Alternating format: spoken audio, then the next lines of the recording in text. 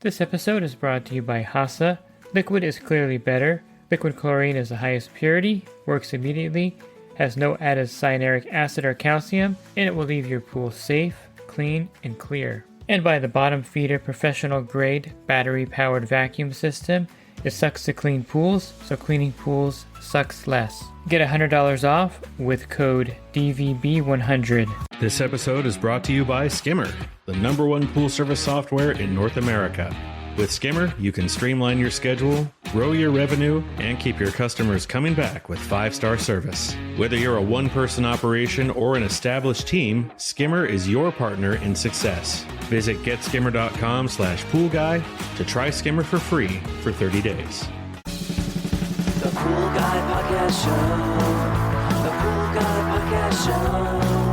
The Pool Guy Podcast Show.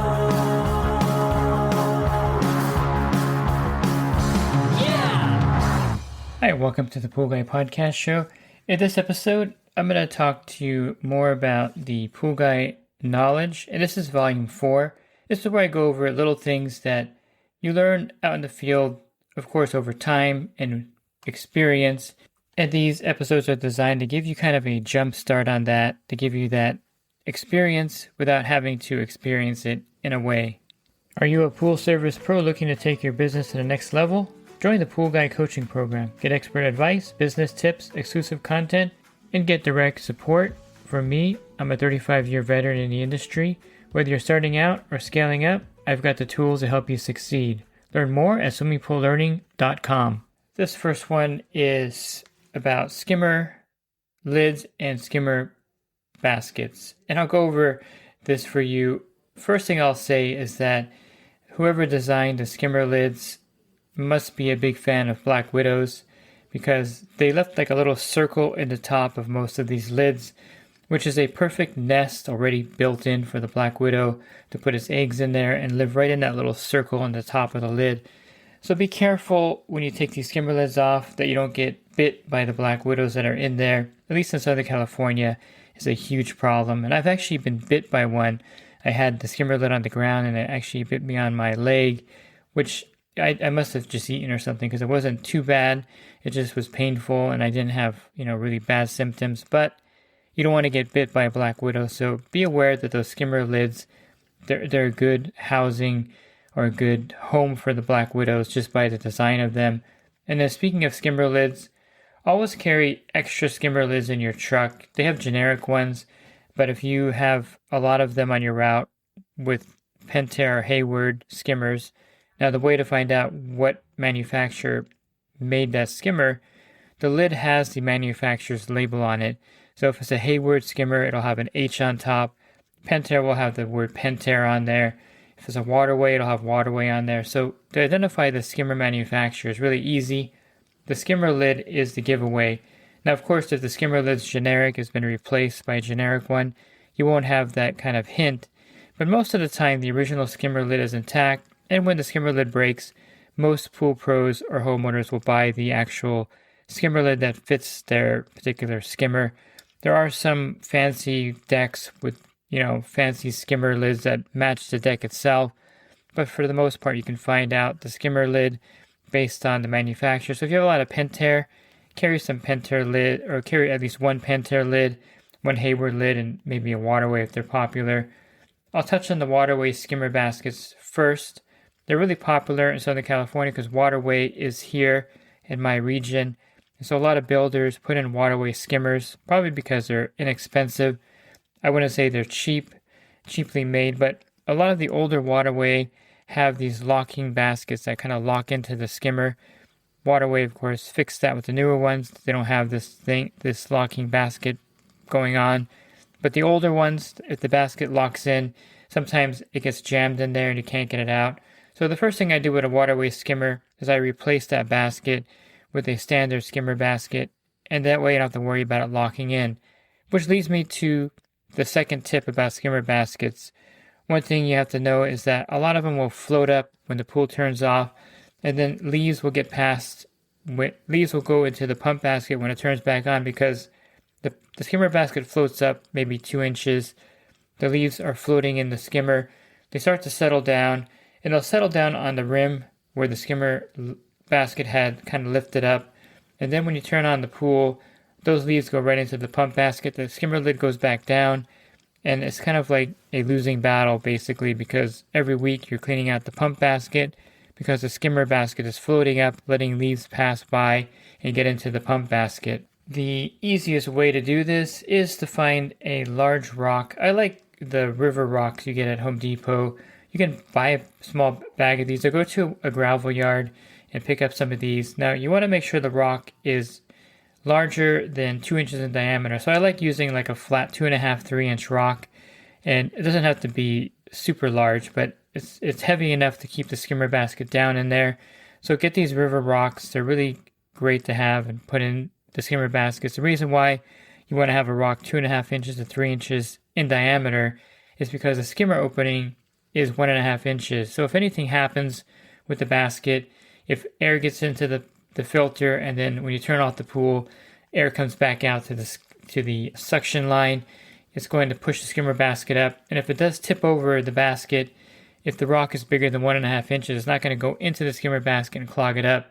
So you don't want to use anything that's going to be able to fit into the skimmer hole at the bottom of the basket. So 2.5, 3 inches. A flat river rock is perfect. I use them all the time. I have a bunch of them in my backyard because I have river rocks as part of my hardscaping. I'll just grab one and put it in the skimmer basket.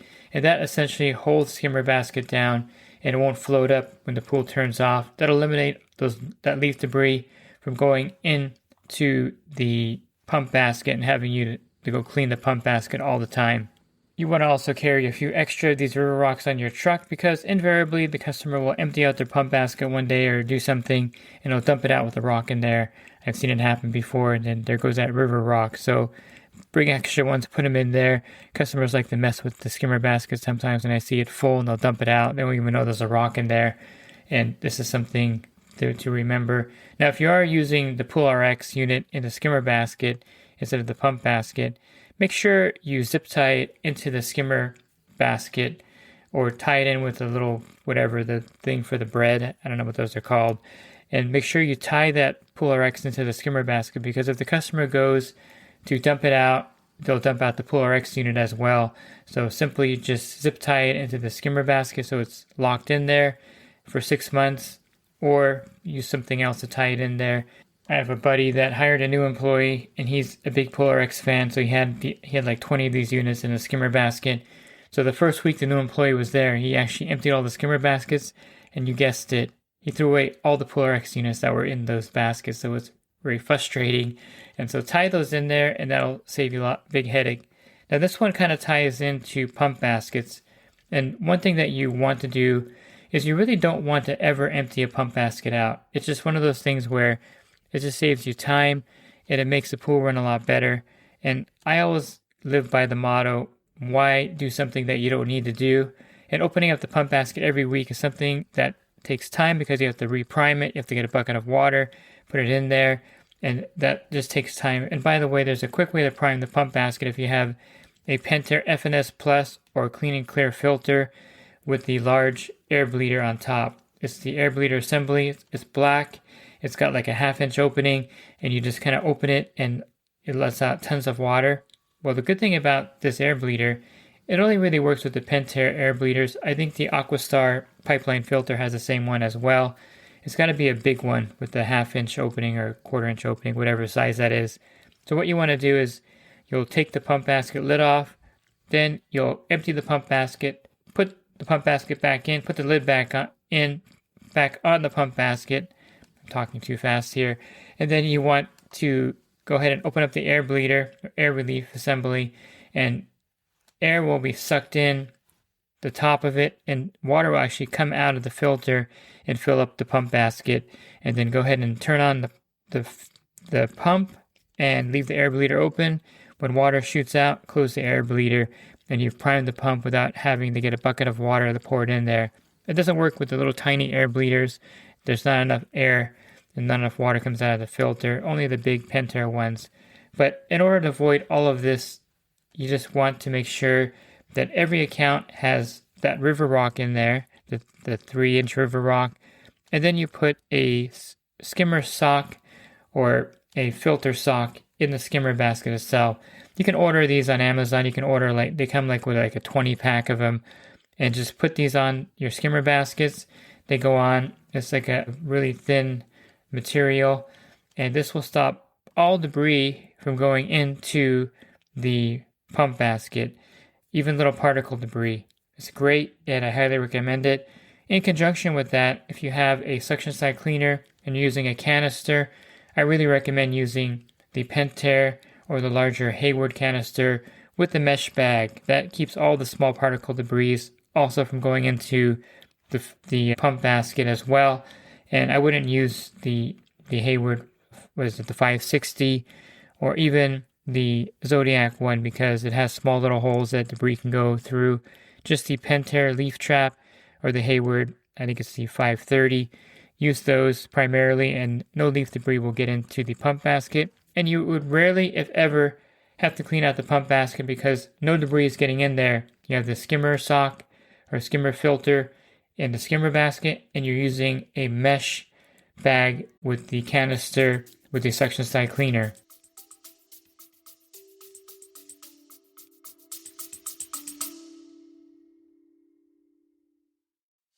And the Pool Guy Podcast Show has teamed up with UPA to bring you affordable, reliable liability insurance starting at just $64 a month. Get up to $2 million in coverage, and the members of my coaching group get an even lower rate. Protect your business and your peace of mind. Sign up with UPA today by clicking the link in the podcast description. Why don't I like cleaning out pump baskets? Well, basically that's a fail point. If you open up the pump basket, sometimes the lid O-ring is worn out. You can't get it back on correctly, especially those large Jandy Stealth or the large Hayward pumps with a gigantic wet end. You really have trouble with those thin O-rings. And so why even open them and have that fail point when you don't have to open them? And sometimes you'll try to prime it, it won't work. And these are all fail points that you create yourself because you opened the pump basket because you didn't have a filter sock or skimmer sock, or you didn't have the canister with the suction cleaner with the mesh bag. This one here is for those that clean large filters. Like here in Southern California, we have the quad cartridge filters, large DE filters. And one of the things that you'll find yourself having trouble with sometimes is getting the filter lid back on. Now these are pretty heavy fiberglass lids. They're not like the single bullet cartridge filters you find in Florida and other parts of the country, 100 square foot cartridge filter. Those lids are relatively easy to get back on with really not much effort. These large, heavy fiberglass lids can be a pain to get back on.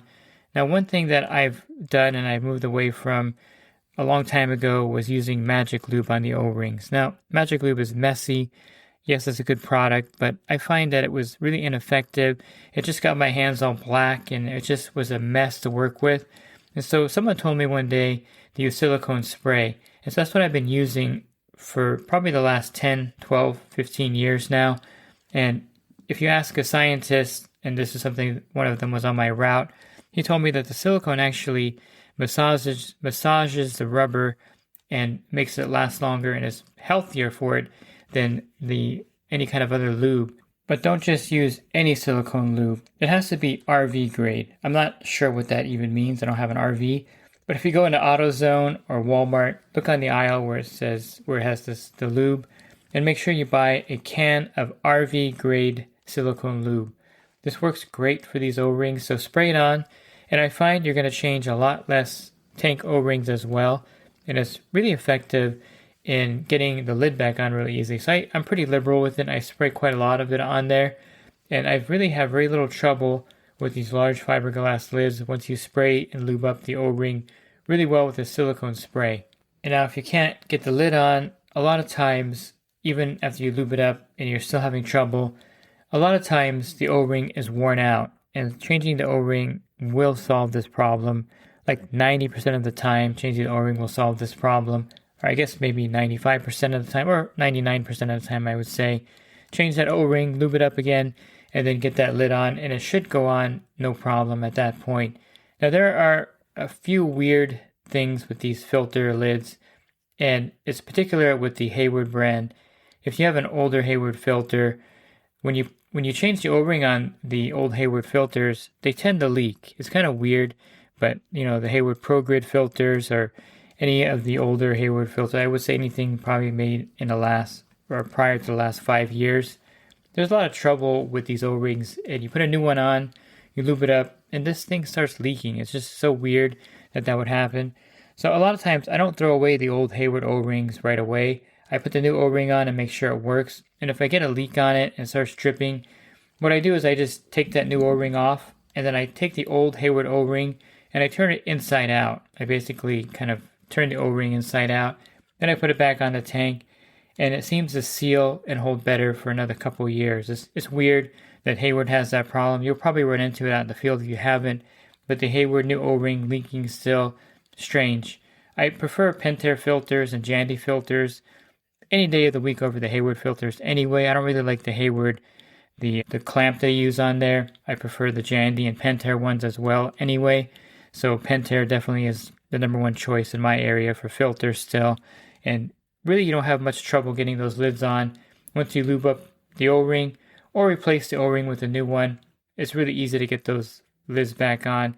And it's just a matter of kind of physics. You put it on one end and then kind of use your body, and then you press down with your body kind of holding on to the fiberglass lid on the other side of it. It takes a little bit of effort and strategy, but once you get one end on, you can kind of reach around and push the other end down on there, and then put the clamp on right away and kind of use that to tighten it. And it's a pretty effective method of putting that lid back on. And with the new O-ring and the silicone lube, you should have no trouble at all. One last tip about these fiberglass lids, and this is something that you're going to learn the hard way sometimes, is that as the filter tops get older, the fiberglass starts to kind of degrade and the coating on there is gone basically. And so you're going to see just the fiberglass on top. And if you're cleaning this filter and putting the lid back on, what's going to happen is that these little shards get into your arms, and then you're going to start itching and you're going to start feeling them for a few days. And that's the fiberglass particles actually going into your skin. One way to prevent this from happening, or to avoid this, is to wear long sleeve shirts when you do filter cleaning. So I wear button up long sleeve shirts. I roll up my sleeves when I'm working, but when I'm working on an old filter like this, I'll roll my sleeves down, button them up at my wrist, and that way I have this protection. Another trick, and this is from actually a fiberglass pool company, they told me this trick. Go ahead and wrap the top of the filter lid with the cellophane, the Costco wrap that you wrap food with, and put it in your refrigerator. Get a roll of this and wrap the entire lid in the cellophane, and that way it creates another coating basically on top of the lid, and you're not going to get these shards in your arm. So I recommend doing that. That's a great way to kind of extend the life of the old filter without getting all these fiberglass shards in your arm every time you clean it. And you'll find this to be true out there on your route. If you haven't experienced it yet, you're going to get those itchy arms with the fiberglass shards in there. And you want to avoid this by, of course, long sleeves or wrapping that lid in a cellophane. And it'll save you a lot of pain, anguish, and frustration for sure. If you're looking for other podcasts, you can find those by going to my website, swimmingpoollearning.com. The banner, there's a podcast icon. Click on that, and there'll be a drop-down menu of over 1,900 podcasts for you to listen to. And if you're interested in the coaching program that I offer, you can learn more at poolguycoaching.com. Thanks for listening to this podcast. Have a great rest of your week. God bless. This episode is brought to you by HASA, providing products that deliver clean, healthy water for every aspect of everyday life. The bottom feeder battery-powered vacuum system, portable, powerful, and only weighs 12 pounds. And Skimmer. Get Skimmer, America's #1 pool service software. Podcast listeners can try Skimmer for free at getskimmer.com/poolguy.